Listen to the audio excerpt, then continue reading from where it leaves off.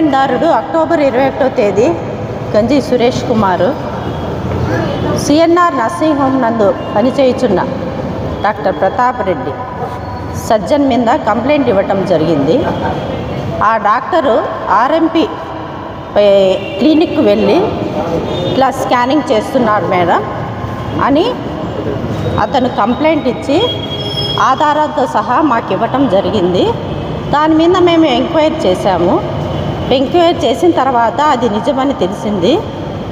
దాని ఆధారంగా చేసుకొని మా పై అధికారులు ఇచ్చిన ఆదేశాల అనుసారం మేము ఇక్కడికి వచ్చి 28వ తేదీ ఇక్కడ స్కాన్ సీల్ చేయడం జరిగింది.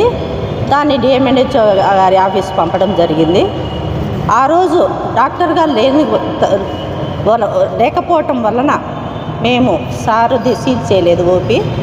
ఈరోజు ఇక్కడ సిఎన్ఆర్ హాస్పిటల్లో పనిచేస్తున్న డాక్టర్ ప్రతాప్ రెడ్డి గారి ఓపీ ల్యాబ్ ఈరోజు మేము సీల్ చేశాము. వీటి గురించి మేము తదుపరి చర్యల గురించి పై అధికారులకు తెలియజేయడం జరుగుతుంది. సిఎన్ఆర్ నర్సింగ్ హోమ్కు రిజిస్ట్రేషను చేసుకోమని చెప్పాము. వాళ్ళు ఆల్రెడీ ఆన్లైన్లో రిజిస్టర్ చేయడం జరిగింది. దాన్ని మేము రెన్యూల్ కింద రిజిస్టర్ చేస్తాం. వాళ్ళు 4 సంవత్సరాల నుంచి చేయలేదని తెలిసింది, రెన్యూల్ చేయలేదని తెలిసింది.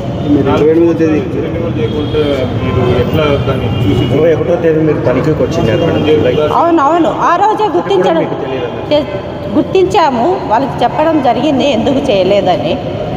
వాళ్ళ నుంచి నోటీసులు కూడా మేము 3-4 ఇచ్చాము వాళ్ళకు. అయినా కూడా వాళ్ళు రెస్పాండ్ కాలేదు. మళ్ళీ 2 డేస్ బ్యాక్ వాళ్ళు ఆన్లైన్లో చేసుకున్నారు. ఇప్పుడు రిజిస్ట్రేషన్ కోసము దరఖాస్తు ఆన్లైన్లో చూపించారు మేము చేసుకున్నామని. దాని మీద మేము పై అధికారులు చర్యలు తీసుకుంటారు. లింగ నిర్ధారణ అనేది మాకు ఇంకా ప్రూవ్ కాలేదు. అంటే కంప్లైంట్ దారి ఇచ్చిన ప్రకారము ఓన్లీ స్కాన్ మొబైల్ చేశాడు. యాక్చువల్గా మొబైల్ స్కాను ఎక్కడ ఉండాలో ఆ ప్లేస్లోనే ఉండాలి, దాన్ని మొబైల్ చేయకూడదు. దాన్ని ఆయన ఏం చేశాడంటే ఈ హాస్పిటల్ నుంచి ఆర్ఎంపీ క్లినిక్ మొబైల్ చేశాడు. దాని కింద మేము ఎంక్వైరీకి వచ్చాము. దాని కింద మేము చర్యలు తీసుకుంటున్నాం. అది మనకు ప్రూఫ్ కాలేదు. అంటే మీరు కూడా చూశారు ఆ వీడియో. మనకు అక్కడ పర్సన్ ఉండి అక్కడ వాళ్ళు ఎవరైనా కంప్లైంట్ ఇస్తే వీ విల్ టేక్ యాక్షన్. ఇవ్వాలి కదండి. లింగ నిర్ధారణ జరిగిందని ప్రూఫ్ కావాలి కదా. మనము ఒకరి మీద నేరం మోపినామంటే దానికి ప్రూఫ్లతో సహా మనము గవర్నమెంట్కు సబ్మిట్ చేయాల్సి వస్తుంది. కాబట్టి మనము దానికి ఏదైనా మేము దాని గురించి కూడా దర్యాప్తు చేస్తున్నాము.